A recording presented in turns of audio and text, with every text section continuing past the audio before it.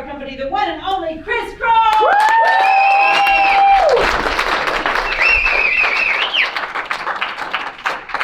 Man, you guys freaking killed it last week. Give yourselves a huge round of applause. So I had Marianne make me a promise when on like Thursday it looked like we were about to break the record. I said, please, if you break it by over $100,000. They actually said you have $1 million, I'm just gonna be honest. But let me ask the why. Why, if you're gonna break it, smash it? Why? What's the principle in life? No ceiling. Raise the bar. Go big or go home. Optimization. There's a science through raising the bar. So I'm at the gym this morning. I'm at the end of chest day, and I've got a really great spotter, and I was doing these really weird chest pullbacks where you're laying back on the bench and you've arched your back and you've got this weight straight arm behind your head, and I got 80 pounds. And I'm pulling it all the way forward, flexing it, and I'm doing 80. And I was on my fourth set, and I was only hitting 10 reps. And then I turned to my spotter and I said, you cannot let me leave this bench unless I did 12. And he didn't let me leave the bench until I did 15. So I did 33% more, because if you just try to beat your goals by a little bit, in life, small tweaks of improvement almost always go unnoticed.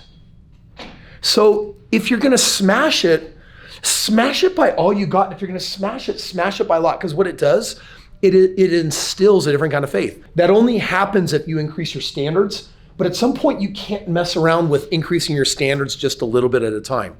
So the number one reason why I start my day with 2 hours at the gym, it's not so I can have a six pack, although I enjoy that. It's not so that I can look good at FanX when I'm portraying a creature with their shirt off walking around in public. It's not so that I look a certain way. It's not even so that I feel a certain way.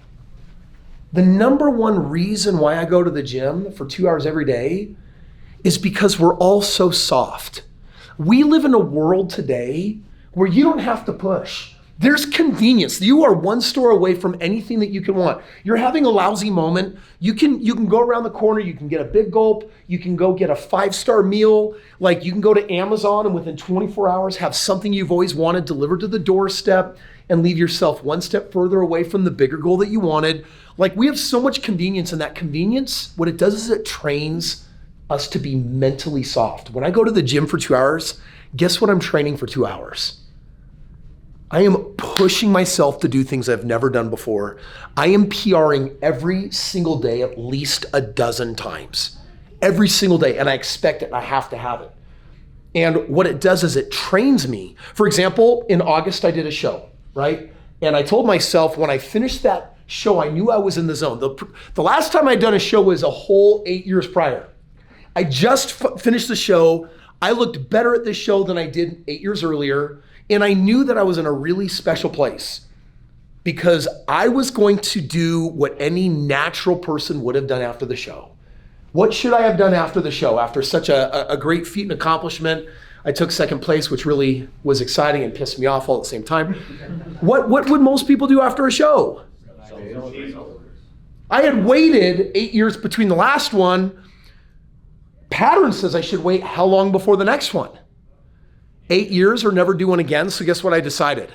I always ask this horrible question. You may want to write it down because this question will make the most of your life. And it's a question that is dangerous to ask because if you ask it and you get an answer, you better be prepared to choose in to the answer that you get. And the question was, what's the next thing that I can do that's way bigger than this? And the answer was not do a show a year from now. It was do a show every year for the next 5 years. And in that moment that I got the answer, I groaned. Ugh. And then I said yes, because I've learned that when I know what I'm supposed to do, I have to immediately embrace it and choose into it. So this morning I'm at the gym. I've got Marianne and her husband there. I've got some of my buddies there. We had just finished a trip to Denver. And I said, guys, special announcement. I asked my wife this morning, we're both committed to doing a show, not just in 2023, but 2024. They know I'm doing one for the next 5 years. And I said, who wants to go? Who wants to play with me for 2024? And the reason why is because my friends, like we were in Denver and I was pulling a cart with a microwave on it, Little Red. And we were bringing all of our meal prep chicken and rice, bodybuilder food with us wherever we went. And every 3 hours we'd pit stop in some smelly corner of something. And we would just be heating up our meals and eating food out of plastic bags. I mean, we looked crazy. Our coach was so proud of us. And in this moment that everyone has 6, 7 more months to go before they actually get to the real goal, I knew it was the perfect time to ask, what comes after this? In your life, I want you to think about this. How much money are you making on average per week? And how much are you willing to bet everything on to level up? A weak person will say, I'll beat my goal by 5%. So I made $1,800 in a week. Let's see if I can make $1,950. Let's see if I can make $200 more. And the reason why I call that weak is because it's a tweak. And tweaks is the small way of playing life. And yet if you say, I want to make $10,000 next week and go from 2,000 to 10,000, what's wrong with that? What's wrong when you just blow it out of the water overnight and expect everything to happen in a very short period of time? What's wrong? What do you risk? Hello? Disappointment, what else? Failure, imposter syndrome. If you don't go after it and you don't get it, what are you going to reinforce? I suck. And by the way, that's going to kill your numbers for the next several months or for the next several weeks. It's not easy to recover from negativity. Like my most important rule in my life is I don't do negative. Because if you understood the cost of a single negative thought and you could actually expense it, it is so freaking expensive you can't afford it. And yet most of us do it all day long. Like that's normal. And a big part of being a part of this culture is to make the choice to give up negativity.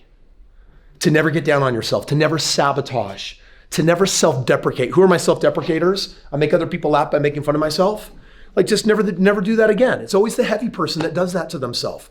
And when you make other people laugh and then you feel bad inside, you're gonna go to the fridge and grab something you shouldn't.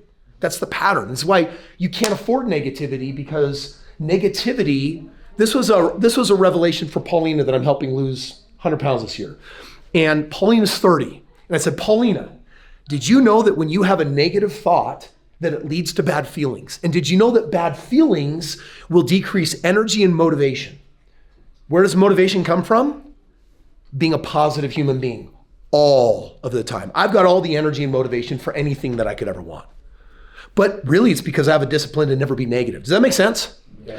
So by the way, you have to protect your mindset. You can't just say, this week I'm gonna rip the doors off and I'm gonna like 5x my income. So there's a balance. You have to choose more than a tweak, but not something that's ludicrous. And you gotta find the zone. And by the way, you also have to prepare to be a winner when you fail by redefining win. There's 2 ways of defining win. You get the goal or you learn the lesson why you didn't. And which one's more valuable? Getting the goal or the lesson why you didn't? The lesson. The person who learns all the lessons of why they didn't can get the goal every time. I get everything I want now. Like literally, if I want something, I get it. I like, it's not an entitlement energy. I get everything that I want because I spent years learning lessons, and the lessons are more valuable than getting the thing, right? I can have the body that I want now. I know how to put muscle on now. I know how to keep a really trim body, whether I travel, I'm surrounded by the most delicious foods, I can maintain discipline, and yet I can know the appropriate and right ways to cheat at the Cheesecake Factory after Yo gives you a, yes you can, and we live it up and have some fun. Like you can have everything. The book is called Have It All. What is it called? Have It All. What is it called? Have It All. And if you want to have it all, like you have to gamify life. So you've got to figure out how to go beyond a tweak, but not something that's ludicrous. And then when you work your guts out to get it and you get paid in lessons, you feel just as good had you been paid in a result. And that's one of the most important secrets to just winning in life, because I always win. The only way that you lose is when you choose negativity. That's it, that's the loser. You're all losers when you choose negativity, because that is a loser mindset. It demotivates you. You don't feel good. It robs energy. And then by the end of the day, you feel too tired and you don't want to play with your kids. And you don't have time for this or that. And you want to complain and have a story of victimhood. And it's all because you're not playing the game of life with the right attitude and mentality. So this week, you guys are coming off of like a boss high. And I want to acknowledge you. Even though everyone's numbers were a little different, collectively, the team came together, did something really awesome. I know Marianne's lined up some really cool stuff for everyone this week. And one more time, give yourselves a huge round of applause.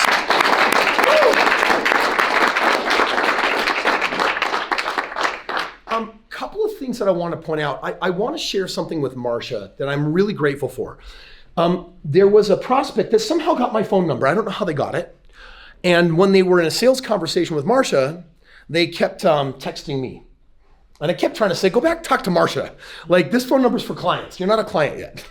And we were having this conversation. And at one point they said, well, honestly, Kris, how can you really guarantee this result for me? I mean, how do I know that this isn't fraud? How do I know that if I mentor with you that I'm going to get everything, that I'm looking for? How many of you, by the way, hear things like that when you're on the phone and talking to people, right? All the time. Your response might be a little bit more tactful than mine was. Mine was, well, I have verifiably done over 6,500 deals, almost $2 billion worth. How many have you done? Oh, and by the way, I own 400 companies. How about you? How many do you own? And by the way, millions of people watch me on social media every week for a reason. How many people watch you? You have no reason to be skeptical of me, but I have every reason to be skeptical of you, especially showing up as a skeptic. And when I texted that information to Marcia said, I actually disqualified this person. I don't think they're going to be a client for you. And I was feeling gratitude because our programs are so amazing that they are a privilege to be a part of. On the one hand, you're balancing selling people into something, but at the same time, never forgetting that having a chance to play and win in this arena, like, we've made it something so amazing, so special. And I just want to give Marcia kudos for denying that person from entry in the program, even if they call back and say, I've changed my mind and I'm going to go for it. They don't have the right mindset. They're not ready to play. It's not where they're at this point in their life. And I was grateful that Marcia said no to the money and said no to the person to keep this organization pure and clean, to continue producing the results that it is. Give it up for Marcia. It was really awesome. And here's what it's a reminder of. We are not a perfect organization, but man, compared to where we were 5 or 10 years ago, we are doing so freaking amazing. I'll tell you that if anyone enters a partnering program and buys real estate with me, if all they do is buy a house and wait 20 years, they're going to be a mega multimillionaire. Like, that's just the bottom line, hard, factual truth of us saying we'll never touch deals less than 25%, but we're actually averaging 34. And this program works so clean and it's so good. And I love my partners and I love meeting them at the events. And I am so proud of what this program has become. And it deserves to be protected by having the right people in it. And occasionally we find out that the wrong person's in it. And guess what we do? Bye. Here's your money, bye-bye. Like, it's a privilege to play. And I learned this from a buddy of mine who fights MMA, because I have a small group of people that really want me to go into that space, and it's tempting. And Max apparently wants to see me get my face beat up too. He's like, this is my moneymaker. I don't know. I'm gonna develop cauliflower ear and all sorts of crazy. But I was talking to my buddy and I just said, what do you do going right before you go in the ring? Because I watched him get destroyed in Vegas in a fight. I was like, how do you go into that ring knowing that the other person wants to destroy you?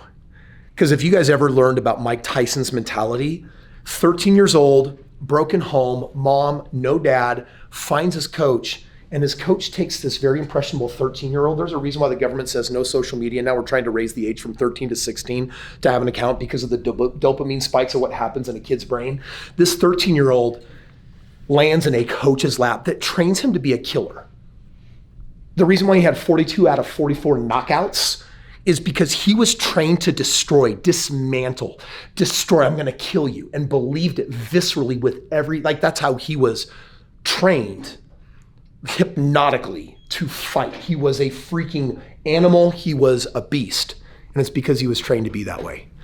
And so I asked my buddy, I'm like, dude, how do you prepare to go into a ring like that? And he said, Kris, I have to remember that winning is a privilege, but so is losing. Which is why going beyond a tweak and setting a higher goal and getting paid in a result or a lesson, the lesson is even more valuable. But just know the moment you choose any negativity from the outcome, I'm a loser, I can't do it, I'm not good enough, whatever other bullcrap garbage is, that's when you actually lose. It's always found in the attitude. It's why Viktor Frankl came out of concentration camp 2 years later as a survivor, even though he lost his family, his wife, his kids, his clothes, his money, his everything, his business. Is because you can take everything from me except for one thing. My attitude of how I choose to feel in any given moment. Our programs are a privilege. And by the way, it's a privilege for me to have you in my life. It's a privilege to play with you. And I'm grateful for that privilege because we get to sweat, we get to work.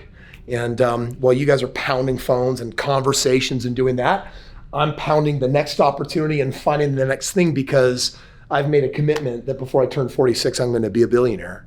That is my goal. It is 100% within the realm of possibility. And these days I get everything that I want. I've done the math. It's very possible. It's very doable, but it's a stretch and it's a push. And maybe I'm wrong and it happens when I'm 47. I don't think so.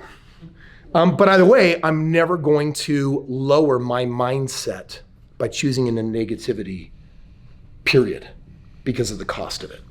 So our programs are awesome. I also got to say, how many of you, we had some Investor Club members join this last week. Who's had some people join that program? And we had a couple. It's super awesome. I got to tell you, that program has erupted out of nothing since January. It is like my favorite toy box. Do I have 2 minutes? Can I? Please do. I want to just share this for fun. So real estate is awesome. Yes or yes? Yes. And by the way, if a house can turn into millions of dollars 20 years later, how many of you think that's pretty awesome to offer people? It's super cool. And I'm not talking about like $2 or $3 million. I'm talking about a lot. But what comes after real estate, my biggest regret is that I stayed in real estate too long because I defined myself as the real estate guy. And the internet wanted to insist as the real estate guy. And then I started learning about the game of business. The Investors Club is where my private equity company poaches and finds and connects with new company opportunities. And I just briefly, just for fun, I'm going to tell you about a crazy winner that I just landed. Can I do it? Yes. I'm going to teach you a principle real quick. So the business I just found addresses the pain of what we keep hearing about, supply chain issues, right? We keep hearing about supply chain. Here's the drama between supply chain. You have manufacturers of brands that build crap for retailers. And when they build their crap and give it to a retailer doesn't have to pay them for 3, 4, or 5 months. And if you have supply chain issues, you either did build enough crap or you usually didn't. And so your money is not being velocitized while you're waiting for months to get your money back. Does that make sense? Yeah. Well, buddies of mine in the Investors Club have been working on something for 2 years and they just finished validating it. They've created a software. And the software does a merchant account split pay, which means when I'm the manufacturer and I send my stuff to the retailer, if day one a bike comes off the shelf, the moment the credit card is swiped, it automatically gives the cut right back to the manufacturer. So instead of waiting 90 days or 120 days, some of their money has started coming back. Does that make sense? Mm-hmm. Yeah. And it creates the velocity of money and it solves the supply chain issue. So I basically told my guys, I said, I'm going to pitch this to my Investors Club. And what's cool about this type of SaaS, software as a service, is that they usually are awarded a 15 to 30x multiplier of revenue. So what that means is this weekend I had them at an expo and they found a brand that is doing $50 million a year in sales and said, we want to use your split pay service. And they said, great, we're going to charge you 7%. They said, no problem, you're going to velocitize your money. Real quick, what's 7% of 50 million? Anyone know? 35. It's $3.5 million. By the way, if that $3.5 million has a 20x multiple attached to it, what's 3.5 million times 20? 16. That's $70 million. One account with the software makes the company worth how much? $70 million. Who thinks that's kind of cool? Well, they lined up a brand for 50 million. They lined up a brand for 40 million. They lined up $200 million in brands. So what's 7% on 200 million? 14. What's 14 million times 20? $280 million. So we have a year one goal once software is released to get to $1 billion valuation in 12 months. And I can offer that to Investors Club. And it's just a piece of several things that I offer them in one of my funds. Is that pretty cool? Yeah. That's the game that we're playing in, and that's how we level everything up and get to the next level. So I guess I'm just sharing it with you because I want to thank those of you that put people in the Investors Club. I want to thank those of you that got people into our real estate partner programs, and those of you that help people take steps towards registering for an event or getting started with the lease option course or starting where it was most appropriate to get in the game of real estate. Just know that if they will work the program will work for them. And collectively, you guys helped a ton of people this last week. You're helping me fulfill my mission. And the reason why I'm here almost every Monday with you is because I want to help you fulfill yours by investing into you, because you guys are rock stars, you're amazing, and because it's a privilege for me to have you in my life. So again, one more time, give yourselves a huge round of applause. You guys are rocking it. Rocking it. Last shout out that I want to give is we have some of our new influencers like Bob and Dolph that are coming online. And I just got to say, we had 3 25K Robert Allen sales last week. And raise your hand if you were a part of those or if you were online. 3 of you were. I don't know who you I are. have a list. Marianne's got a list. I do. It was Oakley. Oakley, Yeah, we have Oakley, Austin Bulmer, and Will Sanders. Austin, and Wilson. Will So Sanders. give it up for those 3 right there.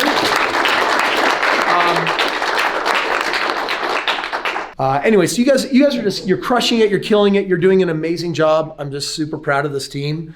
And I know Marianne's got spiffs and some really cool things lined up for this week. We were leveling things up to finish the quarter really strong. Just know I'm super proud of you guys. Scott has been working out in the gym with me because he was our 3-week optimizer. And this week he's going to hit what on his? 51%. He's going to hit 51%, claims it's never been done before, but mentally every day he's practicing what percent? 51. 60. Oh, 60. To make 51 super easy, yes or yes? Yes. And is this the week where you're going to hit it? This is the week. Promise? Promise. Promise? Promise. Promise? I promise. Swear it. I swear it. So he's going to put it all on the line. It's possible. It's definitely more than a tweak. It's not ludicrous. It might be bordering a little bit on ludicrous. But that's what he's going to be doing this week. So guys, set some amazing goals that are beyond a tweak. Learn the lessons. If you don't get the goal, it will level you up. And a time will come when you'll get everything that you want because you'll have learned enough lessons. Thanks, guys. Appreciate you.